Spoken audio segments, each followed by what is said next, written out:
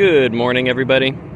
It is a beautiful day here at the farm, and I thought this would make a perfect opportunity to show you guys another fruit that I'm really excited about that we're growing here, and that is the watermelon. Watermelons are great being annual plants, so we sow the seeds every spring, and we get tons of yield off of them in a very short period of time.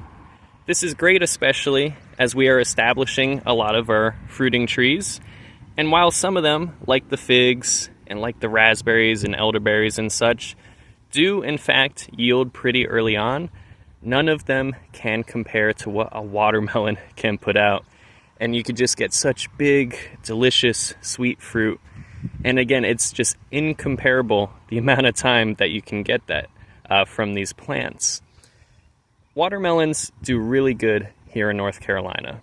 That's something I kind of learned when we moved here. I had a much easier time growing them here, just with a little bit of care.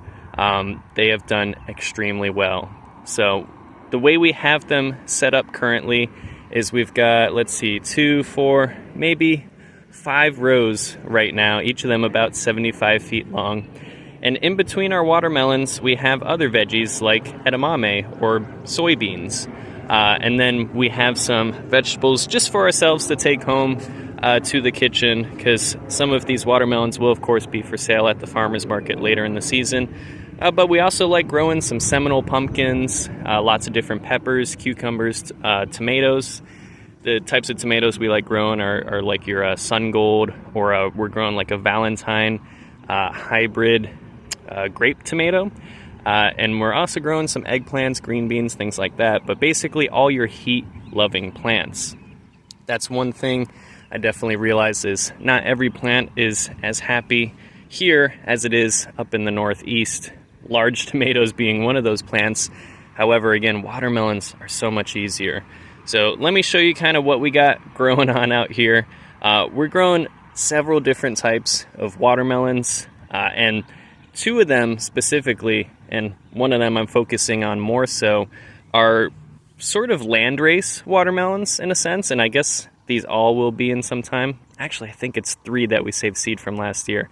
But basically last year we had Jubilee, Bush Sugar Baby, and I think it was Golden Honey, something like that. All delicious watermelons. Our favorites were definitely Bush Sugar Baby and then Golden Honey. Jubilee was still very good, but just kind of more typical of a watermelon you'd get at the store, but with seeds in it.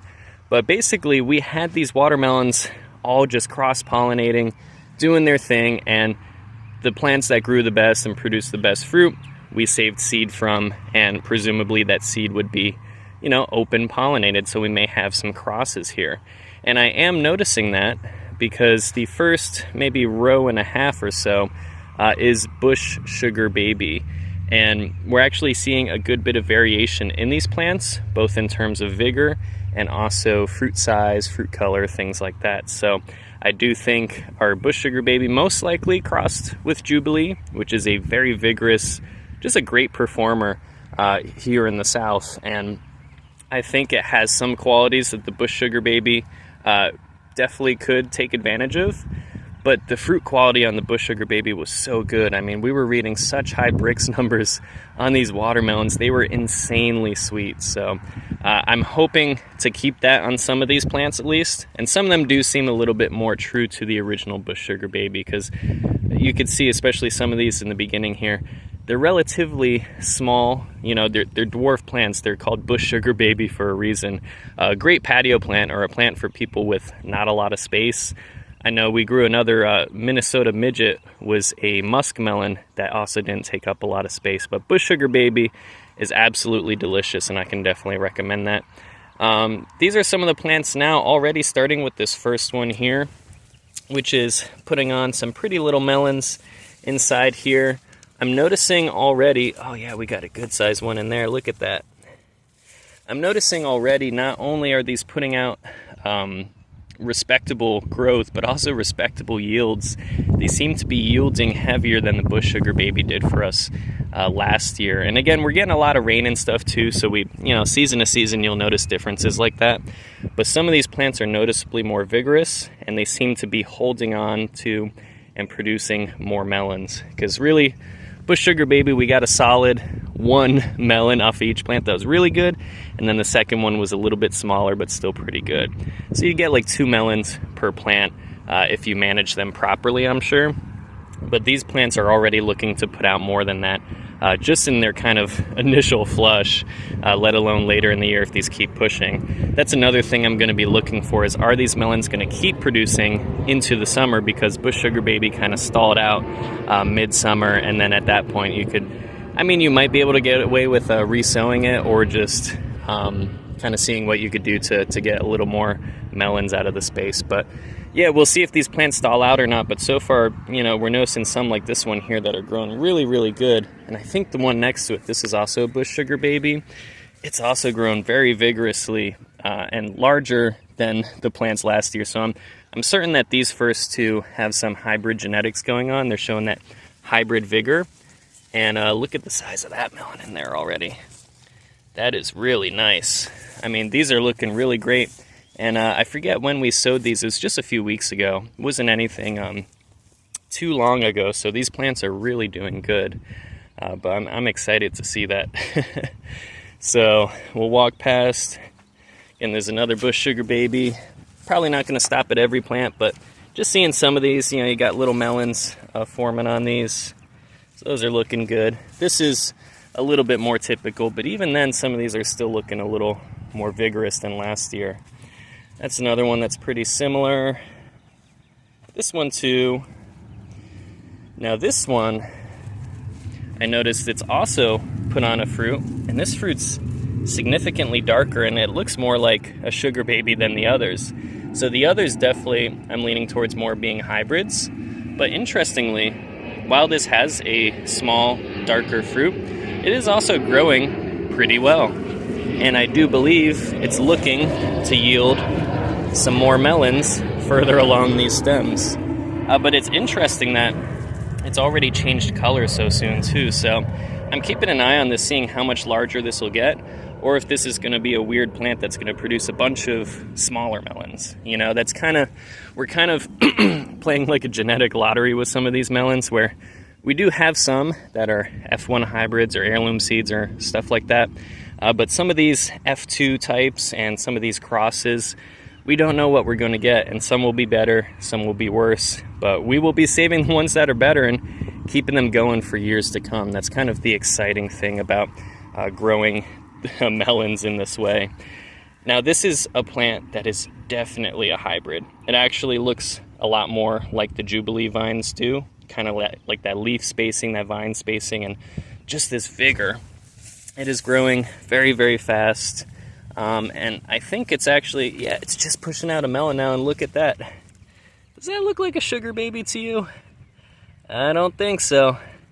That is an oval melon from a Sugar Baby seed. So that kind of confirms what I was saying. These did cross with Jubilee to varying degrees. So some of these will produce bigger melons, more melons, have more vigorous plants, etc. Actually, there's another melon I didn't see earlier. And you see that kind of, remember that other melon we saw in that other plant? And then this one, a lot of them are having that lighter color to them like Jubilee would. But they're still retaining that round shape in the more dwarf plants. So that's interesting. Also, these are our tomatoes here. These are those grape tomatoes that I was talking about, the Valentine hybrid. These kind of reminded me of Romas, which was interesting. I thought they might make a decent sauce. So cherry tomatoes just grow so much better than big tomatoes here. I kind of don't bother with big tomatoes. And we have our H19 cucumber. That did really well last year, so growing those again. Let's see. We have, that's another Sugar Baby doing pretty well. Again, some of these just have little fruitlets in there, nothing too crazy to look at, a lot of them are kind of around that size. So it's interesting seeing some of the ones that are more advanced. That's definitely an interesting quality if they could pump out melons really, really fast. There's another one, again, kind of looking more like a hybrid. So these will be interesting to see. It'll be like Sugar Baby size and hopefully flavor with some Jubilee characteristics. Very interesting. It's going to get even crazier too when we start seeing a lot of these orange and yellow varieties crossing. That will certainly yield something different. Now this row, these are not hybrid seedlings of our own. These are called Ultra Cool Hybrid. These are a seedless watermelon, which I believe it's a triploid, so if these pollinate with one of the other melons that we have, we can then get seedless fruit. And so far, these are doing fantastic. I mean, we have so many good sized melons on these plants already. As you can see there, it's just absolutely insane the yields we're getting on these. Actually, that's a pretty good size soybean plant there too. But it's crazy too because you kind of can't tell because of the way we have these trenches set up here. But you fold these leaves back, and oftentimes you could find yourself all these melons hiding underneath. Look at that. Do you guys see that? 1, 2, 3, 4 melons. And no, wait, there's more. 5, 6 melons all inside there. I mean, that is just crazy, the amount of yields we're getting, and some of that you can't even see. So we're going to have probably more melons than we're even expecting.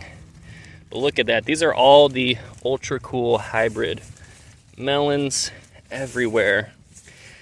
And yeah, as you can see, a lot of these are like 2 plants across from each other, and then they're kind of both growing into that trench together and creating like a blanket here that's just going to hopefully keep some of the weed pressure down too, because we've definitely had a bit of that despite the fabric, but we're working with pretty cheap fabric too, so this just has to last us a little longer till we have something more permanent. But wow, if we go in here, there's some good sized melons there. Look at that, guys. Beautiful, beautiful watermelons. And if these are seedless too, this will be a great one for the farmer's market. Not everybody likes seeded melons, which I get it. I don't mind seeded watermelons, and some of it may be placebo, I'm not sure, but oftentimes I do feel like they taste better. There's a lot of seeded watermelons, like the Bush Sugar Baby, that tastes really, really good. Look at that string of melons there, another in there, probably more hiding. Yeah, you keep going along the line, and there's just so many watermelons on these Ultra Cool Hybrids. I'll give you guys one more look in here as we get kind of tired of these. More, and more. And yes, some of these plants are probably going to be yielding too many melons. I'm aware that they may take a hit in the size department, so if we did limit the amount of melons per vine, we would get bigger watermelons, but I kind of don't mind the personal size watermelons. We're just going to see kind of what these plants do. And also, we just have so much other stuff to do. I'm kind of hands-off in that sense, where I let these plants yield what they want to yield, and we kind of go from there. But it does save me the labor of going out here and checking out each individual plant. And, you know, if a particular plant yields a lot and the fruit are still a good size, that's just seed we're going to save for next year. So that's kind of my loose thinking about this. Look at that melon, too. It's crazy. A lot of these really are pretty advanced. And I already showed you guys that pretty nice Sugar Baby there, or Sugar Baby Hybrid. And it's got more melons popping out. So those look really good. These rows, I think we have like some Charleston Gray in the beginning here, which I did see a melon there, a nice oval one. I don't see a whole lot of other melons forming here, but I know they're happening. Some of these larger melon varieties, they take a while to get going, and they need some pretty big vines before they're really yielding. I don't know if we have anything in these either. Yeah, it's just a whole bunch of vine in those. I like the heavy yielders though. That's just kind of who I am with these. This, I believe, is a Golden Gold. It was a watermelon I heard good things about. Yellow on the outside, yellow on the inside. We'll see. We have another yellow variety in here, which we'll probably get to in just a second. Got any more melons there? Nope. At least not any big ones. Oh yeah, that's a pretty one there. This variety is called Diana. Yellow watermelon, red inside. Supposedly pretty high bricks, and not huge melons either. So they do get bigger than that, but they don't get huge. But that's a really good sized melon already. I'm hoping these plants impress me. I tried growing Diana last year, but I started them too late, so I didn't really get any good melons off of them. And that's some more. We do have some of the golden gold that started here too, but those vines also have to get pretty big. So you can see some of these melons are just itty bitty babies. So not much to show there yet. This may be another Diana in here. Kind of looks like it. Look at that pretty yellow melon. Those are going to be gorgeous with the red interiors too. I just love a beautiful watermelon. Now, I don't know if there's anything in here. Let's see. Yeah, these plants, I forget if I have them labeled. Well, I do have most of these labeled. I think towards the end here we start having some of the Jubilee melons, which again are a larger melon and a vigorous grower, so they are gonna take some time to really show themselves, really show us some fruit here. But yeah, as you can see, I'm kind of trying to tuck some of these vines into these trenches and have them just fill in these trenches so I still have some walking space. Interesting thing, thought I'd mention because maybe this information could be valuable to some of you. I do grow roselle, also known as like Florida cranberry. It's a type of hibiscus, and it's actually, in my experience, quite tolerant of wet feet. So it can take these wet conditions back here where you can see this water is kind of pooling here. Not ideal, and you know, we definitely could have carved this out better, but at this point we've just kind of let it be. And you know, towards the ends of some of the fruiting rows, some of those trees don't do quite as well. At the end of these annual rows that we have, the roselle just does phenomenal. It does way better than any other veggie we've put here. I'm sure there are some others that are okay with wetter conditions, but this one did so well last year. I just quintupled the amount of roselle plants we had here. And they're all growing great, and it's been very wet this spring. They're growing really nice, and I forget if we're already seeing the beginnings of little pods forming. The variety I got is Thai Red. I think it's Thai Red.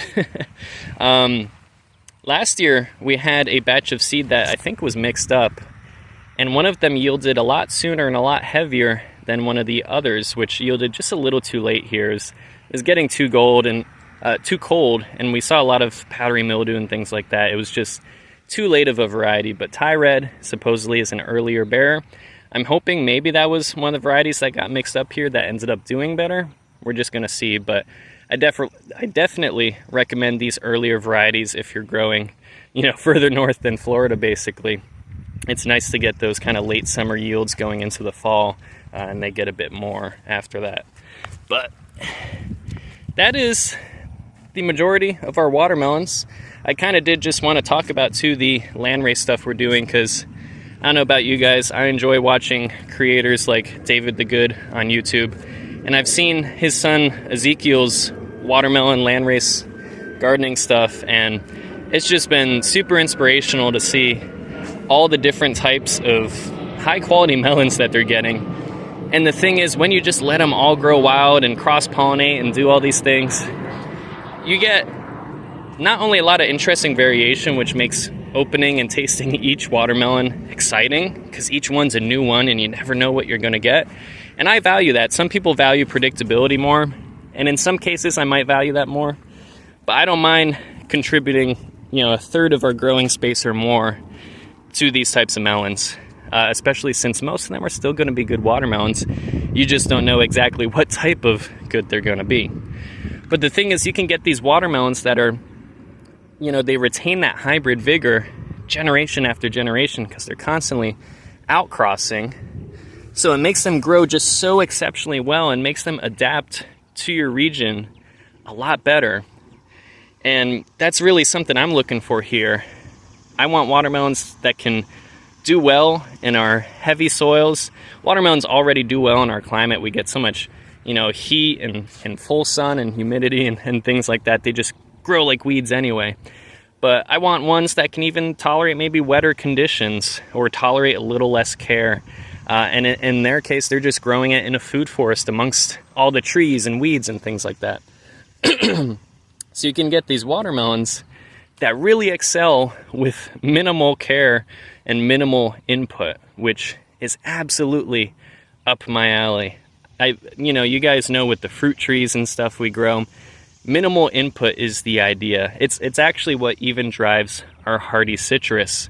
A lot of people ask why bother with hardy citrus, but I love the fact that you can have low input trees you don't have to worry about protecting and babying, and you can still get good yields and valuable fruit off of them. They might not be the exact fruit that you're used to, but they are still valuable nonetheless, and they still have uses. And I find a lot of value in that, and being able to grow things easily. A lot of people put so much work into gardening, and it doesn't have to be. There is still a lot of work we put into here just because of how things are set up and how accessible we want it to be. But realistically, a lot of our methods are founded in that. We want low maintenance. Most of the time, I don't have to do anything to these plants. I might throw a little compost or a little slow release fertilizer. I might supplement with water a little bit when there's a drought. But for the most part, a lot of these plants are doing just fine on their own. They're managing themselves, and that's what we want. And that's what I love about this style of growing watermelons and saving seeds and growing them again. All those types of things I just think are really valuable. So perhaps some of you agree, maybe you don't. That's all right. Leave your comments down below. I want to hear from you guys.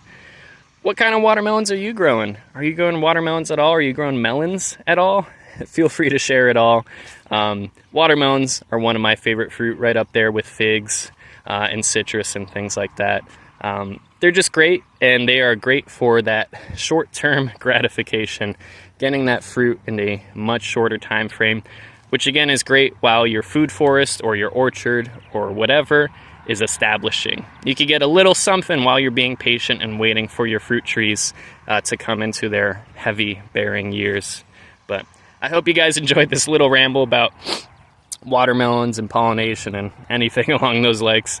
But again, leave your comments down below. I'm always looking forward to hearing from you guys. And I will see you in the next one. Bye-bye.